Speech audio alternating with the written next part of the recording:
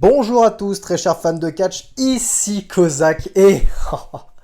Ah, si j'avais pu faire cette review plus tôt, je l'aurais fait, je ne pouvais pas, malheureusement, mais croyez-moi que j'ai regardé ce show.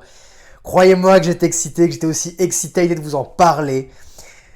Nous allons parler de AEW Collision et du retour de CM Punk pour une promo ainsi que pour un match. Le mec a ouvert et clôturé le show pour cette première de AEW Collision. Un show que j'ai pas pu regarder dans l'ensemble, j'ai regardé quelques segments, ce qui m'intéressait le plus, j'ai encore quelque chose à rattraper. Il faut par exemple que je rattrape le match Andrade contre Buddy Matthews qui apparemment est pas trop mal. Il faut que je rattrape tout ça. Je me suis concentré sur l'essentiel pour quand même vous sortir une review parce qu'il y a beaucoup de choses à dire. Ça fait 10 mois qu'on attend ça. Depuis le Media Scrum, c'était début septembre. Ça fait depuis début septembre qu'on attend le retour de CM Punk. Putain, il nous avait manqué. Il nous avait manqué. Cette promo, même ce match à la fin, on va en reparler, mais... Oh, ça fait du bien d'avoir dans cette compagnie un babyface capable de livrer de bonnes promos. À la WWE, on a Cody Rhodes. En babyface, je veux dire. À la EW, il n'y avait plus personne. Il n'y avait plus personne en babyface capable de pondre des promos pareils et galvaniser une foule et se remettre tout le monde dans la poche. Ça fait du bien. Et on va y revenir, mais c'était pas une promo qui était dans le seul but de tacler les Bucks. Non, c'était une promo aussi pour les fans plus casus, ceux qui regardent que ce qui se passe à la télé et qui ne se renseignent pas sur Twitter, le net, sur tous les dramas qui peuvent se passer. Pour ces gens-là aussi, ils ont une très bonne promo de CM Punk qui est juste « Ok, j'ai eu 10 mois d'absence avec mon triceps déchiré, me revoilà, j'ai les boules et j'en veux, etc. etc. » Il n'a pas délaissé les fans casus. Ce mec sait ce qu'il fait. Il en a donné pour tout le monde. Absolument tout le monde. Alors qu'est-ce qu'il a fait? Qu'est-ce qui s'est passé? AEW Collision à Chicago, le show commence, nouveau générique, etc., etc. Assez excitant, l'arène, elle est sublime. On a un tout nouveau design, on a affaire à un show différent, de nouveaux commentateurs. C'est exactement ce qu'il fallait, un nouveau look dans le ring. Bref, une typo différente. On a affaire à un show qui est différent. On va y reparler plus tard dans le futur, mais ce serait bien aussi que l'identité catchesque du show soit aussi différente que celle de Dynamite. C'est pour ça que cette idée de roster pas vraiment établi, que plusieurs catcheurs peuvent aller dans les deux rosters, ça m'effraie un petit peu, et je pense que ça risque de nuire un petit peu au show. Mais il y a un potentiel énorme avec déjà tout ce qui a été fait, tout ce qui a été bâti, et la gueule du produit, ainsi que les quelques catcheurs qui vont être constants à l'intérieur. Ces catcheurs constants, eux, sont vraiment différents des catcheurs de Dynamite, et personnellement, je les aime bien plus, et j'aime beaucoup plus leur style que les catcheurs de Dynamite. Donc, avant qu'on parle de la promo, je vous avais déjà mentionné qu'il y a moyen que je choisisse un des deux shows. Je vais encore continuer un peu à mater les deux shows pour l'instant. Mais si Collision garde cette structure-là, ne fuit pas trop, garde tous ces stars, qu'on ait du CM Punk chaque semaine, du Samoa Joe chaque semaine, du Juice et du Jay White chaque semaine, du FTR chaque semaine, à Collision uniquement, croyez-moi, je ne vais regarder que Collision. C'est comme ça. Parce que je vais épargner les Jon Moxley, le BCC, l'Elite. Moi, ça me va, hein. Moi, ça me va. Il n'y a pas de problème. Je suis très ravi à cette idée-là. Bref. Pourquoi cette promo était excellente? Mais quand je dis excellente, c'est excellente. CM Punk fait son entrée like Mussolini and Kennedy. Putain, j'adore cette musique. J'adore cette putain de musique. Elle est toujours dans mes playlists d'entraînement de workout. Elle est toujours là, putain. Cult of Personality, c'est quand même un banger. Hein. Bref, j'adore Living Color. Cult of Personality, CM Punk fait son entrée, nouvelle gueule, nouveau look. Pareil, ça peut teaser un potentiel heel turn pour quelques fans. Parce que il a la gueule du CM Punk chauve. Le CM Punk chauve n'était présent à WWE que lorsqu'il était heel, crâne rasé en tout cas, je veux dire. Donc il y a un petit teasing, et puis même, il n'est pas aussi enjoué, il n'est pas aussi ému que la première fois. Il se met pas à genoux par terre, non, il va directement dans le ring. Juste il fait 2-3 clins d'œil aux fans, mais c'est tout. Il va pas les embrasser, etc., etc. Juste il va à l'essentiel. Il monte même pas sur la troisième corde. Il est vraiment en mode full business. Et on sent qu'il est un peu énervé, vous voyez ce que je veux dire? Donc il y a un petit teasing en mode, qu'est-ce qui va se passer? Est-ce qu'il va démarrer? Est-ce que ça va être une promo de heel? Et directement, il suscite l'intérêt, directement. La musique s'arrête. Je sais pas si vous avez remarqué, mais j'en ai marre d'être sympa. On se dit ok, c'est parti, il va déchaîner. Il va déchaîner. Mais avant de déchaîner, il commence par rétablir le concept, ce sera une promo babyface. Pourquoi? Parce qu'il commence par sa promo par ceci. 10 mois d'absence, une déchirure de triceps qui m'a écarté, 10 mois des rings, mais je suis toujours là et il est excité et la foule l'acclame. Il est toujours là, il sera toujours présent. Et tant que je le serai, tant que je serai présent, this is the professional wrestling business. En insistant sur le business, et encore une fois, c'est ce que beaucoup de gens, moi-même et beaucoup d'autres, ont tué à se dire entre la différence entre CM Punk, un catcheur adulte, mature qui pense business, et d'autres catcheurs de l'élite, des potes de l'élite, de l'AEW, qui jouent au catch. CM Punk appuie ici la différence flagrante et ce qui a causé toute la tension entre ces deux parties, c'est le business. Si tout le monde pensait business, tout ceci ne serait pas arrivé. Parce qu'il enchaîne, c'est un business d'adulte, ce n'est pas un concours de popularité. Et il se met over direct, le mec directement, il met en sa poche tous ceux qui sont d'accord avec lui, sans forcément mettre à dos ceux qui ne le sont pas, il insulte personne, quelque part quand même il traite indirectement les gens de gamins, mais ce qui est aussi intéressant avec CM Punk, c'est que à aucun moment, dans la promo, il a dit les Bucks sont des gamins. C'est que de l'indirect. C'est que des choses suggérées, subtiles. Et en les disant, la foule pop. Et ce n'est pas caché, ce n'est pas des messes basses. Je veux dire, toute personne va comprendre ce qui se passe. Un peu intéressé va comprendre ce qui se passe. Mais ce n'est pas vulgaire. Vous voyez ce que je veux dire? C'est pas vulgaire. Comme mon shoot Asturie était vulgaire. Là, ce n'est pas vulgaire. Et du coup, il se met over ainsi. Et il va commencer sa punchline qui va arriver tout le temps, tout le long de la promo. Tell me what I'm telling lies. Disez-moi quand je dis de la merde, quand je raconte un mensonge. Faites-le moi savoir parce que je suis la vérité. Et c'est ce qui enchaîne ainsi. Si vous m'aimez, c'est parce que je ne vous ai jamais trompé. Je suis moi et c'est pour ça que vous m'aimez. Mais des gens me haïssent pour les mêmes raisons que vous m'aimez. Et vous savez pourquoi? C'est parce que je suis la vérité et que la vérité est douloureuse.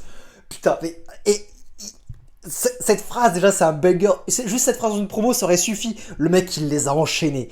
On sent qu'il a travaillé sa promo parce que putain, elle était glorieuse. Vous savez comment le patron de la Warner m'appelle? One bill Phil. Ça veut dire 1 milliard. 1 milliard Phil ou une facture Phil. Je pense que c'est plutôt 1 milliard. En tout cas, ça fait référence à un paquet d'argent. Et si le patron de la Warner m'appelle comme ça, c'est parce que je suis le véritable et le seul article, la seule page d'intro, la seule page de couverture d'une entreprise pleine de contrefaçons de bucks. Et encore une fois, c'est indirect, mais il se met over.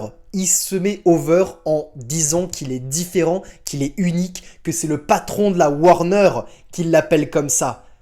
Il est différent.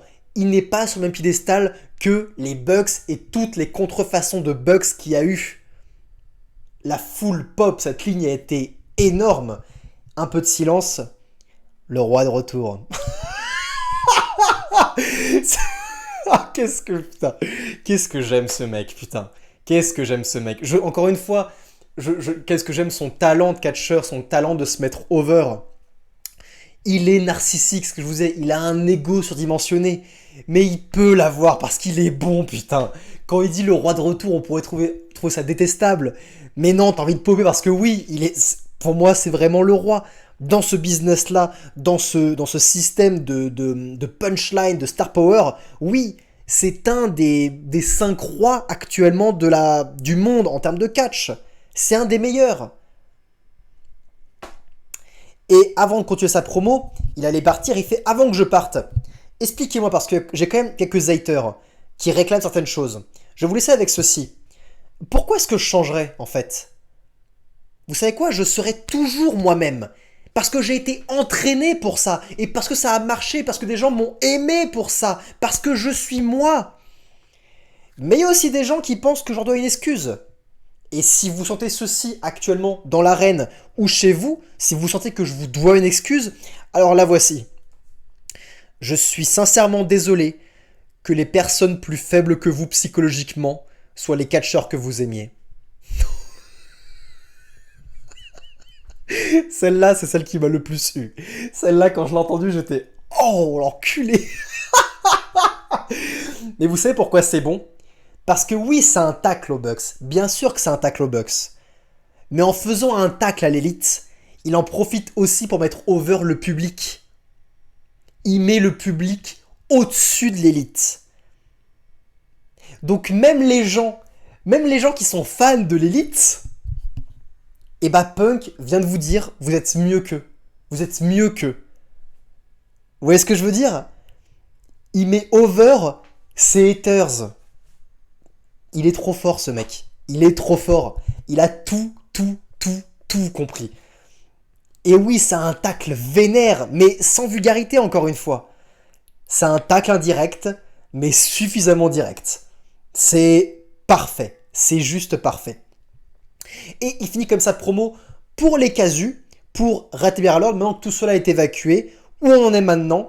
La dernière fois, parce qu'il est venu sur le ring avec des chaussures enlacées autour de son cou, ainsi que un sac contenant sa ceinture de champion à l'époque.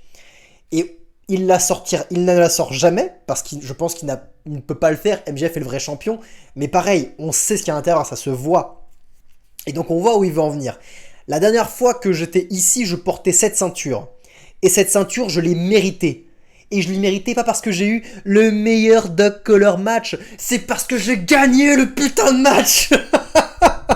Petit tacle à MJF, encore une fois, il n'y a pas eu des frictions avec MJF, mais je sens que Punk quand même, il se dit, putain, lui aussi c'est un gamin, il est talentueux, mais des fois il est un peu gamin, et puis c'est la plus grosse rivalité de la compagnie, donc un petit tacle, que ce soit un shoot, ou que ce soit une promo qui a été établie, ou pour établir le futur, c'est très bien, parce que oui, on veut ce Punk MJF numéro 3, il le faut absolument, et il arrivera un jour, et là, avec cette ligne, ça a déjà été lancé, ça se lance avec cette ligne. Parce qu'il a gagné le match, effectivement. Il a battu MJF. Maintenant, la belle sera pour qui sera le champion de la compagnie. Et c'est le plus gros match à l'heure actuelle. Le deuxième plus gros match à l'heure actuelle, après CMFTR contre The Elite. Mais c'est un énorme match à faire.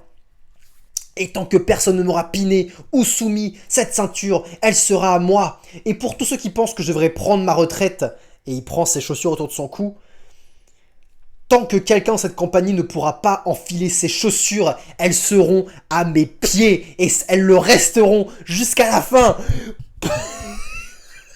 Et encore une fois, il n'y a pas plus grosse promo babyface, le mec qui se met over comme pas possible. Et c'est ce qu'il faut faire. Pour tous les gens qui pensaient que CM Punk devrait être un heel, non. Non. C'est pas parce que il s'est mis à dos l'élite et les fans de l'élite que le mec doit être un heel. On rappelle toute l'histoire qui s'est passée, mais CM Punk n'est pas le fautif dans l'histoire. Et comme je vous l'ai dit, ce n'est pas non plus les Bucks les fautifs de l'histoire. Le principal fautif est Tony Khan et sa gestion de ses talents. Et comment il a géré, l'écosystème qu'il a géré, qui a propulsé tous ces gens dans un bordel sans nom. CM Punk n'a pas à tourner heel à cause de ça, à cause du défaut de Tony Khan. Oui, des gens ne vont pas l'aimer. Des gens fans hardcore de l'élite ne vont pas aimer CM Punk. Mais vous savez quoi? Pas tout le monde n'aimait John Cena. Pas tout le monde n'aimait John Cena. John Cena avait énormément de haters. Avec CM Punk, ce sera pareil. Mais il doit rester un face parce que c'est la plus grosse star de la compagnie, parce que c'est celui qui vend le plus de marchandises, et parce que la compagnie manque de babyface. Et placer un CM Punk face à un MJF, croyez-moi, la foule va encourager CM Punk. Ne vous inquiétez pas. Cette compagnie a énormément de heal avec beaucoup de potentiel, mais manque de gros babyface avec beaucoup de star power. CM Punk, c'est le mieux établi.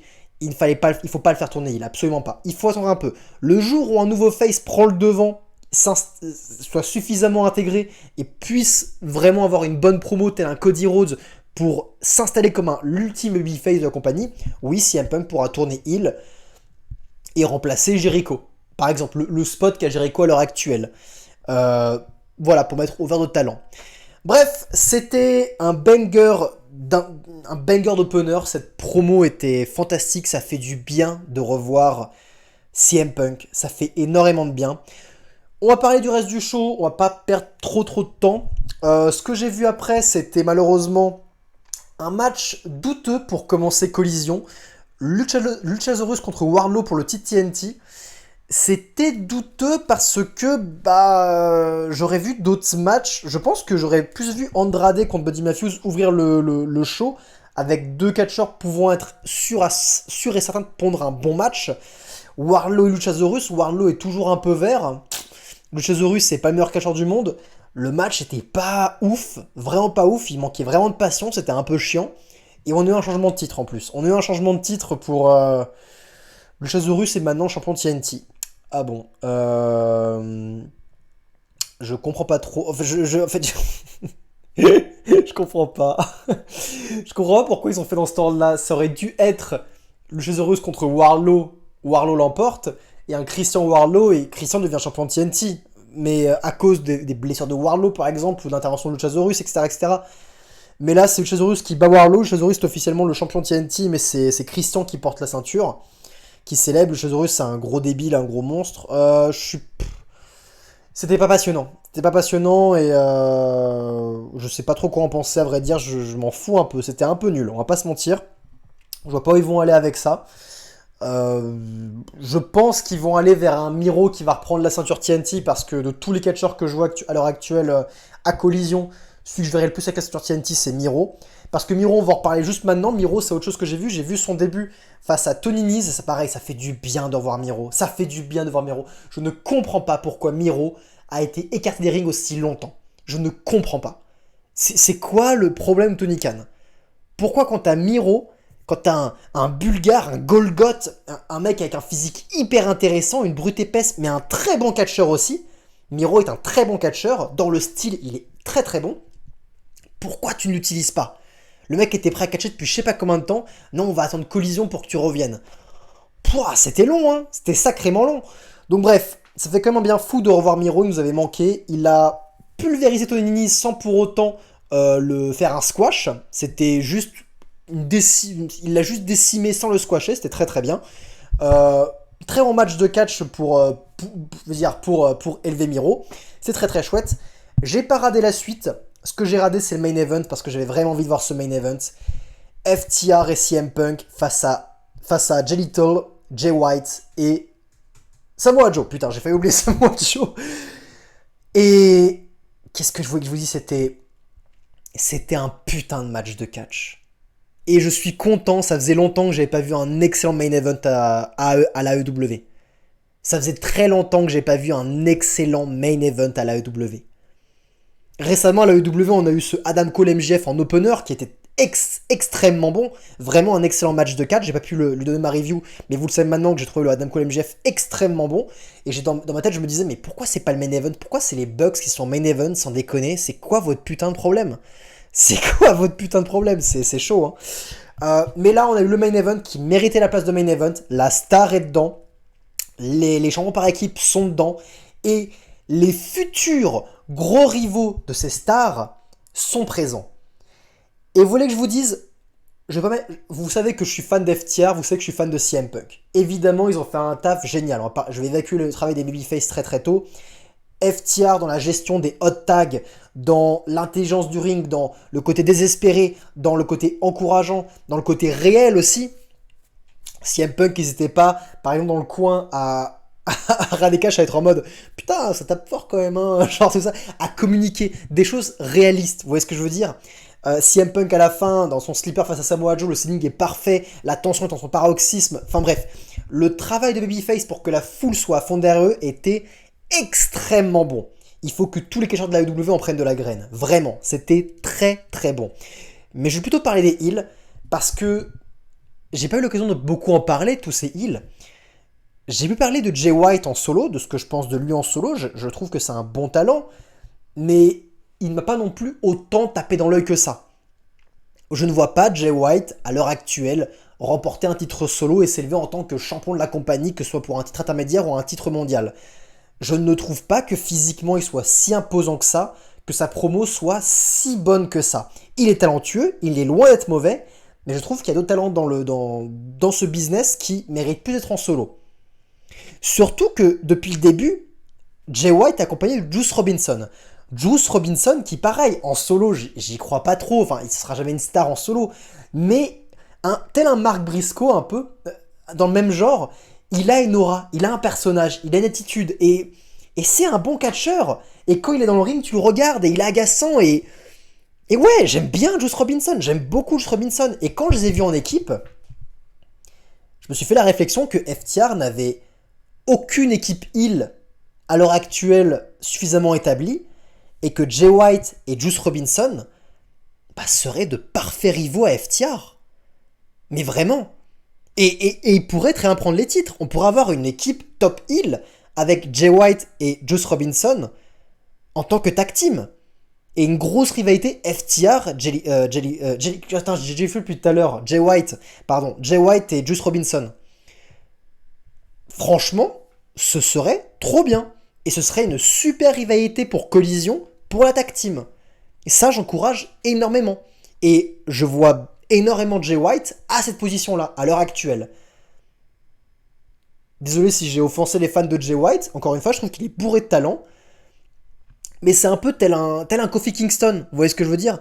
Tel un Kofi Kingston, le mec a une aura, il a une promo, il a une personnalité, etc., etc. Il n'y a pas de problème, c'est un bon talent, un bon worker. Mais de là à devenir une star, tel un John Cena ou tel un CM Punk ou un MJF, non, Jay White, j'y crois pas. Jay White, j'y crois pas pour avoir cette place-là. Mais dans la tag team, j'y crois à fond. Et c'est trop bien. Et quant à Samoa Joe, qu'est-ce que je voulais que je vous dise? Samoa Joe, c'est un peu comme Brock Lesnar, hein, quand le mec il a envie de bosser, il est trop fort. Et là, il avait envie de bosser, ça se voyait. Et les face-off avec CM Punk qui rappellent leur vieille rivalité de la Ring of Honor, c'était trop bien, c'était trop bien. Mais c'était pas du fan service. Les mecs avaient un vrai combat. Et CM Punk, justement, essayait de se prendre le moins d'offense possible de Samoa Joe, puisqu'il savait que s'il s'en prenait une, il allait se faire allumer. Donc la première confrontation, c'est CM Punk qui esquive toutes les offenses de Samoa Joe, qui les contre toutes, parce qu'il sait qu'il peut l'avoir techniquement, mais pas dans la puissance. Et au contraire, dans la deuxième partie, là, ils vont commencer à s'échanger des chops et CM Punk va directement vendre les coups, il va directement être mis en position de faiblesse et Samoa Joe va le prendre dans son slipper. Et là, CM Punk ne pouvait pas sortir du slipper tout seul. C'était impossible, alors que c'est la star de la compagnie. Et encore une fois, ça rajoute énormément de crédibilité. Et ce moment, ce climax qu'on a où Samoa Joe tient CM Punk dans le slipper, où t'as FTR qui veut intervenir pour arrêter la prise de soumission, mais que Jay White et Juice Robinson tiennent FTR, on est en mode, mais merde, mais c'est terminé, CM Punk va taper, et on voit la gueule de CM Punk, il a les yeux grands ouverts, il est en train de s'étouffer, il est en train de mourir, mais il abandonne pas, il se bat. Et finalement, c'est Cash Wheeler qui arrive à enlever Juice Robinson, qui fonce pour écarter Jay White, qui tenait Dax Harwood, et Dax Harwood, juste attends, fait la save pour enlever la prise de soumission. C'était trop bien. Et encore une fois, il y a eu zéro fioriture dans ce match. C'était un match de catch. Il n'y a pas eu de coup de chaise, il n'y a pas eu de spot avec des tables, il n'y a pas eu trop de dive ou de prises exceptionnelles. Non, c'était un match de catch, un combat. Et c'était trop bien, et la foule était à fond, et ces fans dans cette arène, ces fans d'AEW, ces fans hardcore, ils aiment voir ça. Et ça, c'est du catch, putain. C'est ça le putain de catch. Le catch old school, le catch qui fait rêver, le catch qui est psychologique. C'est le catch que j'aime. Vive Collision. Vive FTR, vive CM Punk, vive Jay White et Juice Robinson, et vive Samoa Joe. C'était trop bien, c'était un putain de main event.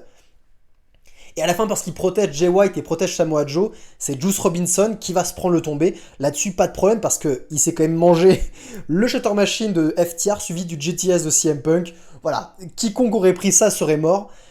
Il n'y a pas de problème, Juice n'a pas été enterré. Les heels ont brillé même. Les heels ont été élevés. Et les babyface sont marqués pour cette ouverture comme dominants dans ce nouveau show. Collision, encore une fois, je n'ai pas tout regardé. Je pense qu'il y a quelques matchs qui me hype pas trop, genre le match féminin, je sens qu'il va piquer un petit peu. Mais apparemment, Andrade et Buddy Matthews étaient très bons, c'est le match que je vais rattraper. Mais, comme l'a dit CM Punk, the king is back, baby. Et maintenant, il va falloir assurer niveau rating, il va falloir faire des audiences.